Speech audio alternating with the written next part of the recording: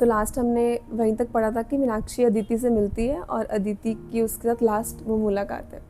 अभी उनके महल में एक और नई सेविका आती है, सोमा। और सोमा के कुछ वर्षों के आने के बाद यानी कि सीता माँ की एक और बहन जन्म लेती है, उनका नाम है उर्मिला। और उनके साथ उनके रिश्तेदार की 2 बेटियाँ और आ जाती हैं, यानी कि अब 4 बहनें हैं और पूरा महल उनकी सेवा में मग्न है पूरा, क्योंकि अब 4 बच्चे हैं तो सब उनकी सेवा के लिए आगे पीछे सब दौड़ रहे हैं। और महल में बहुत अच्छा ऐसे रौनक लगी हुई है कि बच्चों के साथ सब काम कर रहे हैं, तो सब सीख रहे हैं, समझ रहे हैं। और जो सोमा है वो काफ़ी ज़्यादा विनम्र है एकदम, जैसा मीनाक्षी अपने पिता को देखती थी ना हमेशा, कि सेवा के लिए है, हमेशा कभी कहना ही नहीं पड़ता कि ये काम कर दो, हमेशा सिर्फ करने का भाव है। तो वो देखती है कि अच्छा ऐसे लोग और भी हैं दुनिया में, कि सोमा बिल्कुल वैसी ही है। उसको अपने रंग रूप से, वो भी बहुत सुंदर है, लेकिन उसको अपने रंग रूप से फ़र्क नहीं पड़ता। उसको ये है कि वो जो काम कर रही है वो पूरे भाव से करे, जो भी उसको काम दिया गया वो पूरी निष्ठा से करे। और वो सीता माता की बहुत अच्छी से सेवा करती है। और वो उसके अंदर एक खासियत है कि वो सीता माता को बहुत अच्छे से पहचान लेती है। उनके मन में कुछ भी आया कि आज सीता माँ को अपने फलों की टोकरी तैयार करनी है, सिर्फ उनके मन में ये बात आ रही है, लेकिन सोमा पहले ही कर देती थी। सोमा इतने अच्छे से उनके साथ कनेक्शन बिल्ड कर पा रही है और उनको समझ पा रही है। तो एक दिन सोमा, मीनाक्षी और सीता माँ बैठे हुए हैं बाग के अंदर एक, तो अचानक से सीता माँ मीनाक्षी के ऊपर ऐसे कुछ हटाने की कोशिश करती है। तो मीनाक्षी को लगता है कोई कीड़ा कुछ होगा मेरे यहाँ पे आसपास, पर ऐसा कुछ नहीं था। तो सीता माँ बोलती है कि तुम्हारे आसपास ये बादल कैसा नज़र आ रहा है। पर मीनाक्षी को तो कुछ नज़र नहीं आ रहा कि उसके आसपास कोई बादल है। वो सोच रही है कि आप क्या बता रहे हो मुझे, कौन सा बादल है। तो वो सोचती रहती है, पर सीता माता बोलती है कोई बात नहीं, मैं इस चीज़ के लिए जनक बाबा से बात करूँगी। तो मीनाक्षी बहुत सोचती है, सोमा को बताती है कि उन्होंने क्या देखा। तो सोमा बोलती है कि क्या तुम्हें माँ पे शक है क्या। बोलती कि नहीं। तो वो जो भी करेंगे हमेशा हमारे भले के लिए करेंगे, कि उनकी इंटेंशंस हमारे लिए बहुत अच्छी है, वो सिर्फ करना चाहती है हमारे लिए। तो बिल्कुल निश्चित हो जाती है। और जैसे ही वो इस बात से फ्री होती है और अपना आगे का कार्य करना शुरू करती है कि हाँ ठीक है, जो माँ ने सोचा है वो ठीक है मेरे लिए। अब धीरे धीरे सीता माँ बड़ी हो रही है, तो बहुत सुंदर है। उनकी सुंदरता बहुत खिलती जा रही है दिन प्रतिदिन। और जनक बाबा को एक चीज़ थोड़ी खटकती है कि जो महल के बाहर के लोग हैं वो उनकी सिर्फ बाहरी सुंदरता देख रहे हैं, वो उनके अंदर के गुण देख ही नहीं रहे हैं, जिसके लिए वो इतनी सेवा कर रही हैं। जो कोई भी अगर वो महल के बाहर जा रही है, कोई भी इंसान अगर दुख दर्द में है, वो झट से वहाँ पे जाती है, उनको सेवा करने के लिए लग जाती है। कि लोगों को उनसे ये चीज़ सीखनी है कि अंदर की सुंदरता से, बाहर की सुंदरता से ज़्यादा हमारे अंदर के गुण बहुत ज़्यादा मैटर करते हैं हमारे लिए, कि हम कैसे भाव से काम कर रहे हैं, क्या रहे हैं सब लोगों के लिए। तो उनको लगता है कि अब हमें सब कुछ सिखाने की बहुत ज़रूरत है। और इतने समय में ही जो सीता माता है, जो उनके महल में एक ऋषि गार्गी आई थी, जिन्होंने ध्वनि के बारे में समझाया था, वो आती है और उनको शिक्षा देती है कि उनको भी सीखना है सीता माता को ऋषि गार्गी से। तो उनके साथ काफ़ी दिन बैठ के शिक्षा लेती है। और दिन प्रतिदिन अब सीता माता बहुत अपनी शिक्षा में आगे बढ़ती जा रही है, कि जब वो जनक बाबा से किसी बहस पे, यानी कि किसी भी टॉपिक पे वो जब उनसे बात करते थे, तो हमेशा जनक बाबा जीत जाते थे, वो उनको हमेशा हरा देते थे कुछ ऐसा तर्क वितर्क देके। पर अब दिन प्रतिदिन सीता माता की शिक्षा बढ़ती जा रही है, तो वो अब जनक बाबा को हरा देती है। तो एक दिन ऐसा ही होता है कि जब जनक बाबा उनसे कोई सवाल पूछते हैं, तो वो बदले में उनको जवाब के बाद एक ऐसा सवाल पूछ देती है जिसका जवाब जनक बाबा के पास था ही नहीं। तो उस दिन वो निराश नहीं हुए, बहुत ज़्यादा खुश हुए कि सीता मुझसे भी आगे बढ़ गई है, कि जो चीज़ मैं चाह रहा था कि सीता सबसे ज़्यादा सीख जाए, सबको सिखाए, उसके बाद वो चीज़ें तो महल में फैल जाती है कि आज तो जनक बाबा अपनी पुत्री से हार गए। पर वो बहुत ज़्यादा खुश थे इस बात को लेके भी। और फिर वो सीता माता को बिठाते हैं और बोलते हैं कि आज मैं बहुत खुश हूँ कि आज तुम मेरी शिक्षिका बन गई हो। तो बोलती है कि नहीं नहीं, आप मेरे पिताजी हो, मैं कोई शिक्षिका नहीं बनी, मैं हमेशा आपकी बेटी रहूँगी। पर वो उसे फिर बिठाते हैं, बोलते हैं कि एक चीज़ का ध्यान रखना, कि बस अपने अंदर वो अहंकार मत आने देना, क्योंकि बड़े से बड़ा शिक्षक भी नीचे गिर जाता है अगर वो अहंकार की भावना में चला जाएगा। अगर तुमने अपने इस ज्ञान को गलत इस्तेमाल किया तो वो ज्ञान किसी काम का नहीं आएगा, और अहंकार हमेशा हमें नीचे लेकर आएगा। हमेशा इस अपनी शक्तियों को, ऊर्जा को सिर्फ सेवा के लिए, सिर्फ विश्व कल्याण के लिए इस्तेमाल करना है, अपने लिए नहीं करना है।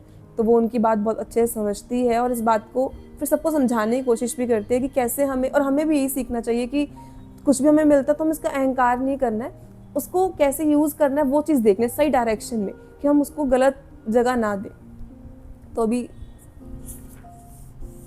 कि कभी अहंकार को जगह ना दें, और धीरे धीरे अब सब अपने काम में आगे बढ़ रहे हैं। और सीता माता अपना ज़्यादा समय वनों में व्यतीत करते हैं, क्योंकि उनको अच्छा लगता है प्रकृति के साथ रहना और टाइम स्पेंड करना। लेकिन जब भी उनको ध्यान करना होता था तब वो वन में हमेशा अकेले जाती थी, लेकिन अगर पशु पक्षियों के साथ रहना है, उनकी सेवा करनी है, तो वो सोमा को या मीनाक्षी को साथ लेकर जाती थी।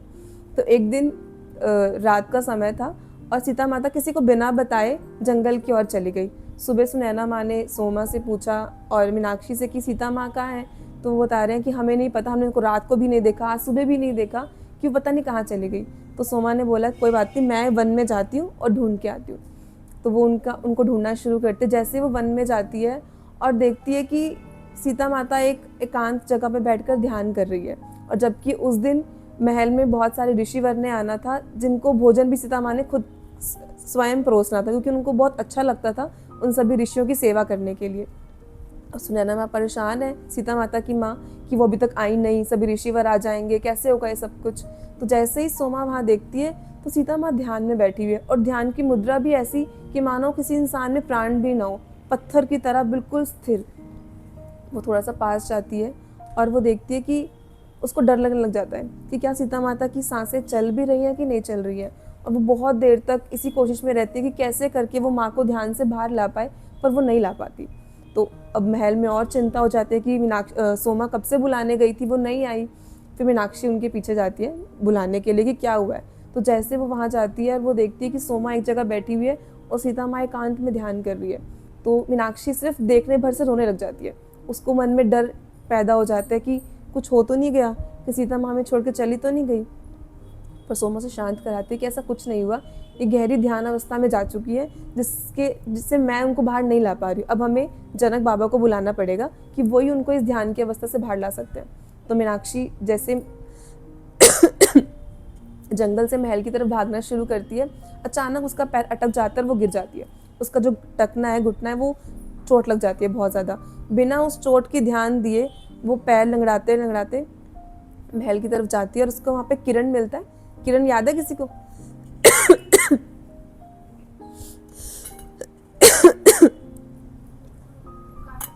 हाँ, जो पशुओं की सेवा करता था। तो वो किरण उसे मिलता है मीनाक्षी को, और पूछता है कि तुम कहाँ जा रही हो, तुम्हें चोट लग गई है। तो बिना कुछ बताए सिर्फ बोलती है कि मुझे बाबा जनक से मिलना है, कुछ बताना है उन्हें। तो जैसे वो बाबा जनक के कक्ष के बाहर खड़ी होती है, आज तक वो बिना परमिशन के भी अंदर भी नहीं गई, लेकिन उसको लगा ये बहुत ज़रूरी चीज़ है।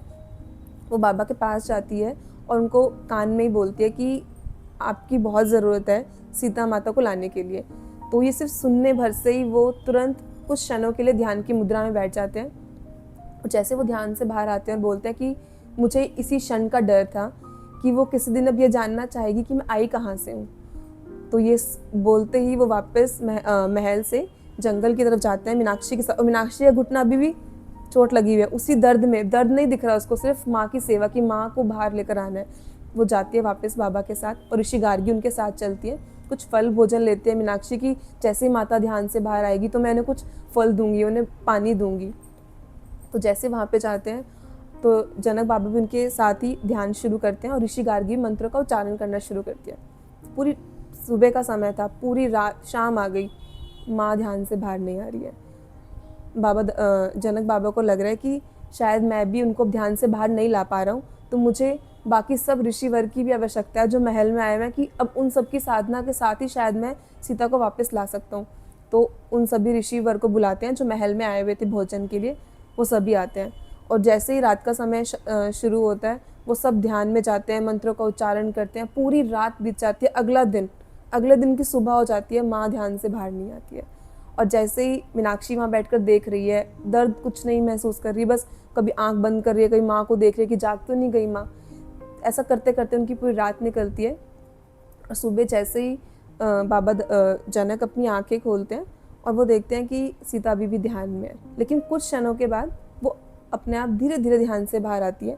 और उस क्षण जब वो ध्यान से बाहर आ रही थी, आने की अवस्था में थी, तब सभी लोग आपस में बात कर रहे हैं अपने अनुभव के बारे में, कि जो आज हमने रात्रि को ध्यान किया ना, आज से पहले ऐसा कभी ध्यान किया ही नहीं। और जो आज के अनुभव थे वो बहुत अलग थे, कि जो हमने सीता के साथ बैठ के उस ऊर्जा में ध्यान किया वो बहुत अलग थी। तो जैसे सीता माँ ध्यान से बाहर आती है तो सबको देख के हैरान हो जाती है कि मैं यहाँ पे तो ध्यान अकेली कर रही थी, यहाँ तो सभी ऋषिवर सबसे माफ़ी, ध्यान से बाहर आते ही वो सबसे पहले सबसे माफ़ी मांगती है कि मेरी वजह से आप लोगों को इतना कष्ट हुआ। लेकिन सब उन्हें बताते हैं कि आज जो हमारा ध्यान लगा है वो बहुत उच्च स्थिति का ध्यान था, शायद हमारी भी वर्षों की जो तपस्या थी वो पूर्ण हो गई। तो बाबा अचानक उनसे पूछते हैं कि तुम कहाँ चली गई थी, मुझे इतना डर लग रहा था कि शायद मैं तुम्हें खो ना दूँ, कहीं तुम किसी महासागर में विलीन ना हो जाओ। तो लेकिन सीता माँ बोलती है कि आप चिंता मत करो, इस दुनिया में मुझे आप लेकर आए हो तो मैं आपकी, पहली बार ऐसी वो उन्हें बात बोलती है कि इस दुनिया में मुझे आप लेकर आए हो तो आपकी आज्ञा के बिना मैं कभी इस दुनिया को नहीं छोड़ कर जाऊँगी। तो बाबा अचानक बोलते हैं पर तुम कहाँ चली गई थी? तो सीता माँ बोलती है शायद मैं किसी सागर में विलीन हो जाती, शायद, लेकिन मुझे एक आवाज़ वापस ले आई, और वो आवाज़ थी उस इंसान की जिससे मेरा विवाह होने वाला है। उन्होंने मुझे बोला कि मैं तुमसे शीघ्र मिलूँगा, और सिर्फ सुनने भर से ही मेरे शरीर में ऐसी कंपन हुई और मैं धीरे धीरे ध्यान की अवस्था से बाहर आ गई। तो बाबा अचानक उनका बहुत धन्यवाद करते हैं कि जिन्होंने उनकी पुत्री को वापस इस भौतिक जगत में लाने में मदद की। और ऐसा कहकर वो उन्हें बोलते हैं कि अब वापस महल में चलो और सबका ध्यान, हमें भोजन करवाना है। लेकिन जाने से पहले बाबा फिर रुकते हैं और सीता माँ को बोलते हैं कि मैं आज धन्यवाद करता हूँ कि जो मैंने ध्यान तुम्हारे साथ बैठ के अनुभव महसूस किया ना, वो कभी नहीं किया। मेरी शायद इन सब के साथ साथ जो मेरी भी तपस्या थी ना, इतने सालों की साधना थी, वो सब पूर्ण हो गई। तो माँ क्या बोलती है कि इसमें मेरा कोई हाथ नहीं था, ये सिर्फ आपने खुद किया है। कि कभी ये मत सोचना कि मेरे साथ बैठने से या हमने इस रात को ध्यान किया इसलिए आपके अनुभव अच्छे हुए। ये आपकी खुद की साधना है जिसने आपको फल दिया, यानी कि आपने खुद मेहनत की है, खुद इतने वर्षों तपस्या की है, सबकी सेवा की है, उसका फल आपको मिला। तो यहाँ से ये चीज़ मैंने खुद तो बहुत सीखी थी यहाँ से उस समय भी और अभी भी, कि हमें लगता है कि हम कुछ नहीं कर रहे हैं, हम कर रहे हैं, हमें सीखना सबसे है, लेकिन हमें ये भी देखना कि हम खुद अपने लिए भी काफ़ी काम कर रहे हैं। अगर सीता माँ हम सोचते कि नहीं उनकी वजह से, उन्होंने कितना अच्छा समझाया कि मेरी वजह से नहीं किया आपने है, तो उनको लगा कि हाँ ठीक है। तो उनसे वो बड़े प्यार से मिलते हैं और बोलते हैं कि अब तुम वापस ध्यान में मत जाना, अब तुम महल चलो हमारे साथ। तो वो उन्हें बोलते कोई बात नहीं, आप चलिए, मैं आती हूँ। और तब माँ की नज़र जाती है मीनाक्षी के ऊपर कि वो कैसे दर्द में कढ़ा रही है, कि उसको कितना दर्द था। तो अभी सीता माँ मीनाक्षी के पास जाती है, उनको बोलती है कि तुम मुझे माफ़ करो। और मीनाक्षी सोच रही मैं छोटी सी सेविका, मुझसे महारानी, रानी, क्योंकि उनके लिए तो रानी है ना, चाहे वो माँ कितना कह दे उनको, कि वो मुझसे माफ़ी मांग रही है। तो वो सीता माँ बोलती है कि मैं तो प्रकृति की सेवा करने के लिए आई हूँ, तो मेरे लिए तो हर एक मनुष्य बराबर है, मैं कोई बड़ी नहीं हूँ, कोई छोटा नहीं है, कि सबकी सेवा करनी है मुझे। तो इस भाव से वो उनके साथ बैठती है और उनका जो पैर है वो अपने हाथ में ले लेती है। तो मीनाक्षी एकदम पैर छुड़वाती है कि नहीं नहीं, मैं तो बहुत छोटी सेविका हूँ, मेरे पैरों को आप मत हाथ लगाओ, किसी को, मेरे ऊपर तो बहुत, मैं तो दुर्भाग्य परिवार से आई हूँ, आप कहाँ मेरे पैरों को हाथ लगा रहे हो। तो इतना माँ सोमा को बोलती है कि तुम जाओ, कुछ जड़ी बूटियाँ लेकर आओ और मैं मीनाक्षी की मदद करती हूँ। तो मीनाक्षी को बिठाकर सीता माँ समझाती है कि जिस दुर्भाग्य से तुम डर रही हो ना, वो दुर्भाग्य तुम्हारे पीछे से हट चुका है। तुम एक आखिरी पीढ़ी हो, सबको समझ में आ रहा है ना, कि तुम एक आखिरी पीढ़ी हो जिस पर वो दुर्भाग्य था और जिसका असर काफ़ी हद तक कम हो चुका है।